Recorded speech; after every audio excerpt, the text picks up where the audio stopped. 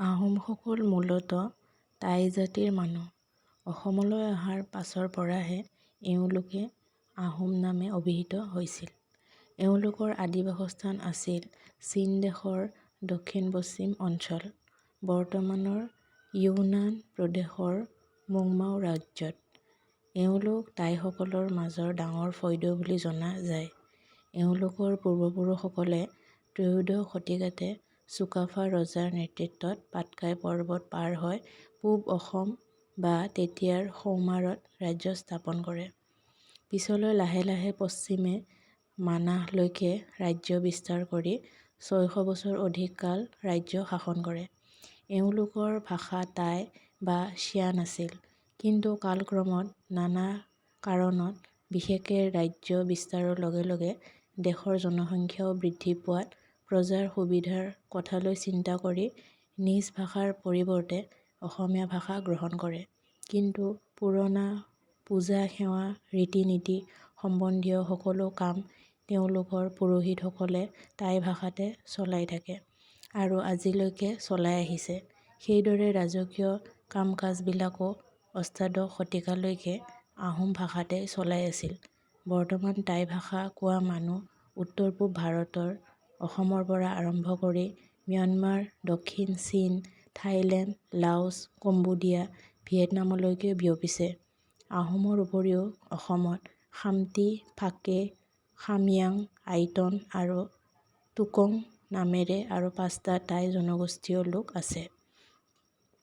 জনসংখ্যা টাই-আহোম উন্নয়ন পৰিষদে ২০১২ পৰা ২০১৪ চনত চলোৱা সমীক্ষা মতে আহোমসকলৰ বৰ্তমানৰ জনসংখ্যা প্ৰায় ২৫ লাখ।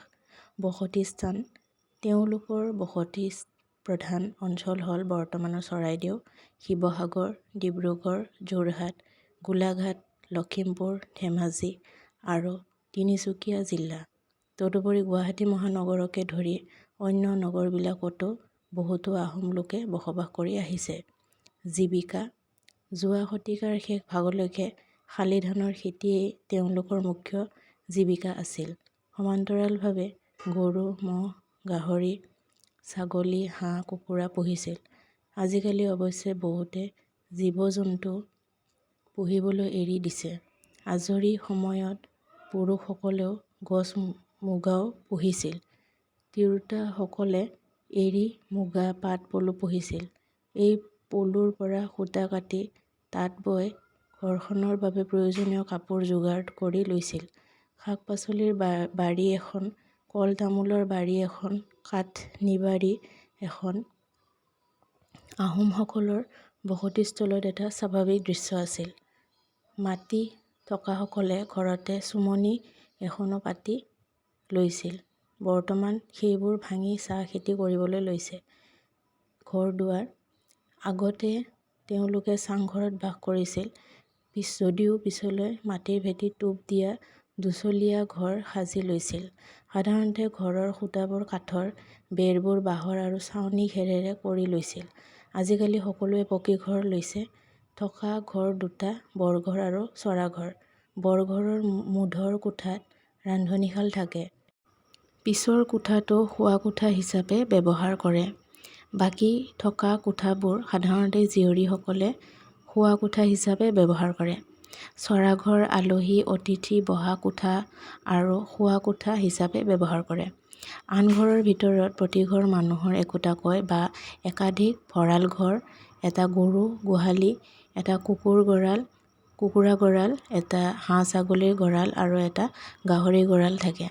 খাদ্যাভ্যাস: ভাত হ'ল তেওঁলোকৰ মুখ্য আহাৰ। ভাতৰ লগত খোৱা ব্যঞ্জনবোৰ জুতি লগাই ৰন্ধাটো তেওঁলোকৰ এটা সংস্কৃতি। সাধাৰণতে এখন টেঙা শাক বা এখন মাহৰ আঞ্জা নাইবা খাৰৰ আঞ্জা, বিভিন্ন পাচলিৰ তৰকাৰী, মাছ বা মাংস আদি ভাজি বা পুৰি খাই ভাল পায়। পানীয়: আহোমসকলে দৈনন্দিন জীৱনত ব্যৱহাৰ কৰা এবিধ উপাদেয় পানীয় হ'ল লাও বা খাজ। সাধাৰণতে লাহি আৰু বৰা চাউল মিহলি কৰি সিজাই তাৰ লগত হুৰ পিঠা মিহলাই লাও তৈয়াৰ কৰা হয়। চাহ তেওঁলোকৰ আন এবিধ উপাদেয় পানীয়। ধৰ্মবিশ্বাস: আহোমসকলে উপৰিপুৰুষৰ অৱস্থিতিত বিশ্বাস কৰে আৰু উপৰি পুৰুষক পূজা পাতল কৰাটোৱে তেওঁলোকৰ প্ৰধান ধৰ্ম আছিল। মৃত মাক বাপেকে ধৰি 14 পুৰুষলৈকে দাম হিচাপে স্তৰে স্তৰে নিয়মিতভাৱে পূজা কৰে। 14 পুৰুষৰ উপৰি পুৰুষক ফি দেৱতা হিচাপে মেডাম মেফি, উমফা, চাইফা আদি পূজা দি আহিছে। তদুপৰি ৰিকখন, লাচিংফা, লাইলুংখাম আদি পূজাও পাতি আহিছে। এই সকলো পূজাতে জীৱ উৎসৰ্গা কৰা হয় আৰু টাই ভাষাতে স্তুতি বন্দনা কৰা হয়।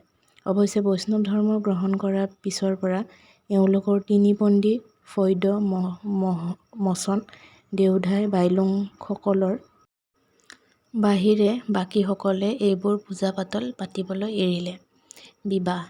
আহোমসকলৰ বাবে বিবাহ হ'ল বংশ ৰক্ষাৰ কাৰণে পতা এটা অতি গুৰুত্বপূৰ্ণ মাংগলিক অনুষ্ঠান। তেওঁলোকে চকলং আৰু দেওবান এই দুই পদ্ধতিৰে বিবাহ সম্পাদন কৰে। সাহিত্য। এওঁলোকৰ অভিধান, বুৰঞ্জী, আখ্যান, নীতিশাস্ত্ৰ, জ্যোতিষশাস্ত্ৰ, পূজাবিধি আদি আহোম ভাষাত লিখা অলেখ সাঁচিপতীয়া পুথি আছে। সংস্কৃতি।